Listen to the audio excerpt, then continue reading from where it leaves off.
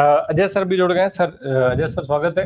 Ajay sir, हम बात कर रहे हैं धनखड़ साहब के इस्तीफे के पीछे वजहों की और इस पूरे खेल की समझने की एक कोशिश हो रही है कि क्या कुछ चल रहा है। आखिर धनखड़ साहब सुबह से शाम तक सेशन में रहते हैं, वो सत्र का संचालन कर रहे थे, बिल्कुल स्वस्थ थे, और एकदम से शाम होते होते वो इतने अस्वस्थ हो गए कि उपराष्ट्रपति पद से उनको इस्तीफा देना पड़ गया। क्या माना जाए, क्या वजह देखते हैं आप, क्या नए डेवलपमेंट हो रहे हैं देश की सियासत में? अजय सर। देखिए, कोई डेवलपमेंट नहीं है। चर्चा को डिरेल करना है और उसके लिए ये सारा ड्रामा है। ड्रामे के सिवा इसमें कुछ है नहीं। क्योंकि चर्चा किस पर हो रही थी? पहलगाम पर। चर्चा किस पे हो रही थी? SIR पे। चर्चा किस पे हो रही थी कि मणिपुर अभी भी जल रहा है? चर्चा किस पे हो रही थी कि जम्मू कश्मीर का स्टेट हुड वापस नहीं मिल रहा है, वहां पर जिस तरीके के हालात बन रहे हैं? चर्चा हो रही थी कि जो जिस तरीके से तमाम समस्याएं खड़ी हुई हैं, और उन सब को लेकर के विपक्ष की जो रणनीति थी वो आक्रामक थी। ऐसी स्थिति में जवाब देते बन नहीं रहा था, डिरेल करना था कि हफ्ते भर 2 हफ्ते इसी तरीके से इसी पसोपेश में हो। और तमाम मीडिया के लोग, हम भी उसमें शामिल है कि हम आज चर्चा किस पे कर रहे हैं कि धनखड़ ने इस्तीफा दे दिया, उसका क्या है, क्या मायने है? क्या हमें इस पे चर्चा नहीं करनी चाहिए थी कि SIR के नाम पर किस तरीके से धांधली हो रही है, किस तरीके से पूरा सब डिरेल किया जा रहा है, पूरे मतदाताओं और नागरिकता छीनने की कोशिश हो रही है? चर्चा क्या इस पे नहीं होनी चाहिए थी कि ऑपरेशन सिंदूर चर्चा का विषय नहीं है, चर्चा का विषय है पहलगाम। यदि पहलगाम नहीं होता तो ऑपरेशन सिंदूर कैसे आता? पहलगाम में जो 28 लोग मरे, उनको मारने वाले वो 4 लोग कहां हैं? उनके हत्यारे कौन है? और उनकी हत्या की कॉन्स्पिरेसी में बीजेपी का क्या भूमिका है, पाकिस्तान की क्या भूमिका है, नरेंद्र मोदी सरकार की क्या भूमिका है, अमित शाह की क्या भूमिका है? इस पे चर्चा नहीं होना चाहिए कि जब आपने कहा कि आप बदला लेने के लिए ऑपरेशन सिंदूर कर रहे हैं, तो आप ही कह रहे हैं कि पहले ही बता दिया गया, इन्फॉर्म कर दिया गया। आप ही कह रहे हैं कि हमारा कुछ नुकसान नहीं हुआ, एक फोटो दिखा दीजिए। और इतने विमान गिरे, इतना सब कुछ हुआ, भारत को इतना बेइज्जत किया गया, दुनिया भर में भारत के सांसद भेजे गए कि साहब इन 4 लोग, ये पाकिस्तानी हैं 4 लोग जिन्होंने ये घटना अंजाम दी। और उसके 2 महीने बाद हम कहते हैं कि नहीं नहीं, वो स्केच, वो फोटो सब फर्जी थे, कुछ था ही नहीं। तो हम दुनिया को क्या बता के आए? जो सैकड़ों करोड़ रुपया हमने खर्च कर दिया उन सांसदों की विजिट के नाम पे, वो क्या था? यानी हम दुनिया के सबसे झूठे देश हैं कि एक फोटो कुछ दिखा के आएंगे, दूसरा कुछ कहेंगे, तीसरा कुछ कहेंगे। चर्चा इस पे होनी चाहिए थी। तो हम चर्चा किस पे कर रहे हैं? धनखड़ ने इस्तीफा क्यों दिया, धनखड़ क्या है, धनखड़ क्या करते हैं? साहब ये विषय ही नहीं है। विषय असल में विषय यह था कि राज्यसभा में खड़े होकर के धनखड़ के मुंह पर भारतीय जनता पार्टी का राष्ट्रीय अध्यक्ष और नरेंद्र मोदी सरकार का मंत्री कहता है, वही रिकॉर्ड में जाएगा जो मैं कहूंगा, और वो रिकॉर्ड में नहीं जाएगा जो आप कहेंगे। तो वो कौन होता है यह कहने वाला? यानी भारत की संसद, भारत के संविधान, भारत के लोकतंत्र, भारत के सारे नियम कानून, सबको उसने धता बता दिया। इस पर चर्चा होनी चाहिए थी कि इसका मतलब है कि संसद में जो बैठे हुए दोनों, चाहे लोकसभा अध्यक्ष हो चाहे राज्यसभा अध्यक्ष हो, दोनों सिर्फ कठपुतली हैं। रिकॉर्ड में क्या जाएगा क्या हटेगा ये तय भाजपा कर रही है, भाजपा का राष्ट्रीय अध्यक्ष कर रहा है, या नरेंद्र मोदी कर रहा है, या अमित शाह कर रहा है। तो इससे चर्चा यहां थी। चर्चा इस पर थी कि विपक्ष किस तरीके से इसको लेके एकजुट है और आक्रामक है। उस विपक्ष को जिसको ये तोड़ने की बार बार कोशिश करते हैं, दरार डालने की कोशिश करते हैं, आम आदमी पार्टी जैसी बी टीम्स के जरिए ये एक नैरेटिव बनाने का काम करते हैं। ऐसी स्थिति में चर्चा होनी चाहिए थी। कि कैसे कैसे खेल किए जाते हैं, तो उस सबसे चर्चा को भ्रमित कर दिया जाए और हम चर्चा इस पर करने लगे। यह समस्या है और यही ये चाहते थे, वही हो रहा है। कि आप देखिए, एक बहुत बड़ा सच जो इस संसद में आने वाला था, उसे भी छिपाने की एक साजिश है। वो साजिश ये है कि नलिन प्रभात जो डीजीपी है जम्मू कश्मीर का, वह व्यक्ति है जो तमाम मौतों का ही फायदा भाजपा को दिलाता रहा है।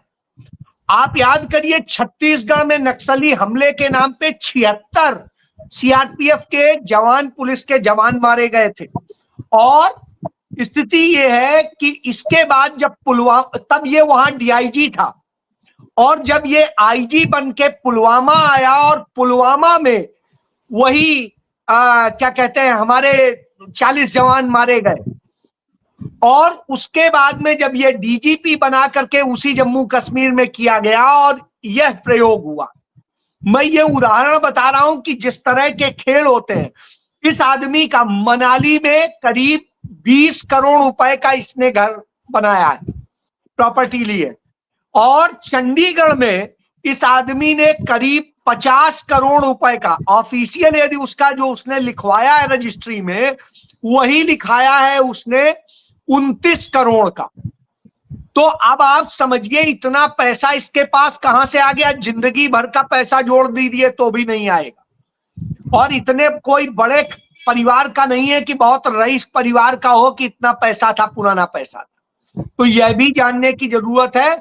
ये सब चीजें चर्चा में आ सकती हैं, जिससे इनकी कॉन्स्पिरेसी सामने आ सकती है कि कैसे पहलगाम खुद इन्हीं का क्रिएटेड था, उसी तरीके से जैसे पुलवामा था, जैसे छत्तीसगढ़ का नक्सली हमला था। तो ये सारी बातें भी बहुत ज्यादा उसमें है। तो इन सब बातों को जो दबी है वो न उछले, इसलिए ड्रामे कराए गए हैं। और आप देखिएगा अभी इस्तीफा भी कहो वापस हो जाएगा, आप चिंता मत करिए। जिस तरीके से हम, ठीक है कि धनखड़ की बात हो रही है, हालांकि मुद्दे जो तमाम है वो चर्चा से बाहर नहीं जाएंगे, क्योंकि धनखड़ साहब की चर्चा बहुत लंबे समय तक अगर सरकार चलाना भी चाहेगी तो नहीं चला पाएगी, क्योंकि जिस तरीके से विपक्ष का जो रवैया है वो बहुत सकारात्मक दिख रहा है। ठीक है कि उन्होंने तुरंत ये भी कह दिया कि भाई उनका इस्तीफा वापस होना चाहिए, उनके साथ भी खड़े हो गए, ये सब कुछ अपनी अपनी जगह पे है। लेकिन सत्ता पक्ष की जो चुप्पी है वो इस पूरे मुद्दे को खुद खत्म कर दे रही है। अगर सत्ता पक्ष या भारतीय जनता पार्टी की तरफ से स्टेटमेंट आते जगदीप धनखड़ के लिए, तो शायद ये मुद्दा और लंबा खिंचता। भारतीय जनता पार्टी चुप रह करके इस मुद्दे को जल्दी खत्म करा देगी। देखिए, मुझे लगता है कि भारतीय जनता पार्टी खुद ही नहीं लंबा खींचना चाहती है। उसे सिर्फ ये जो सत्र है, इस सत्र को 10 दिन 15 दिन इसी तरीके से उलझाना है। इस तरह की एक आध घटनाएं होती रहेंगी और इन घटनाओं में उलझते रहिए, उसके बाद में सत्र खात्मे की ओर आ जाएगा, खत्म करने की दिशा में आ जाएगा। बहुत सारे दिन एडजर्न हो जाएगा और बहुत सारे दिन अपने बिल पास कराने की पूरी साजिश होगी। इसके अलावा कुछ नहीं, आपको कुछ देखने को नहीं मिले। कुल मिला के ये सारी सब चीजें, कोई ऐसी इतनी बड़ी आवश्यकता नहीं पड़ी है कि अचानक एकदम से ये चेंज किया जाए, वो चेंज किया जाए, वो चेंज किया, कोई जरूरत नहीं थी। यदि ये जरूरत होती तो सत्र शुरू होने के 10 दिन पहले, 5 दिन पहले स्वास्थ्य खराब हो जाता और वो कहते अब मैं 3 दिन से 4 दिन से बेड पर हूं और इसके बाद अब मैं महसूस करता हूं कि मैं इस काम के योग्य नहीं हूं, और ये है, पूरा एक प्लॉट तैयार होता। अचानक इस तरह की घटनाएं होना, अचानक तमाम ड्रामे क्रिएट होना, धनखड़ की मीटिंग में न पहुंचना किरण रिजिजू का भी, नड्डा का भी, और ये सब चीजें ऐसे नहीं है, अनायास नहीं है। ये सब चीजें हैं कि आप इसमें उलझो, उसमें उलझो, ये कारण हो सकता है, वो कारण, अरे क्या है, हट जाएगा, दूसरा आ जाएगा, फर्क कुछ नहीं पड़ना है। बेवजह की इस बहस में हम उलझ रहे हैं। बहस ही हमें नहीं इस पे करनी है, हमें तो बहस इसी पे करनी है। ये बताओ कि एसआईआर क्यों हो रहा है, ये बताओ कि पुलवामा किसने किया, नलिन प्रभात का क्या रोल है, ये बताओ कि अमित शाह का वो क्यों इतना क्लोज है, क्या क्या कनेक्शन है, उस करप्शन की बात करो, उस जज की बात करो, दूसरी बात करो। आप इसको इधर उधर मत ले जाओ, मुद्दे पे सिर्फ रहो। ये उससे परेशान होते हैं तो उसे डिरेल करने के लिए सारे खेल होते हैं। ये वास्तव में लंबा खींचना इन्हें खुद ही नहीं खींचना है, लंबा खींच के इन्हें कोई फायदा नहीं है, ये उतने तक का काम करते हैं, या देश को भी कोई फायदा नहीं है।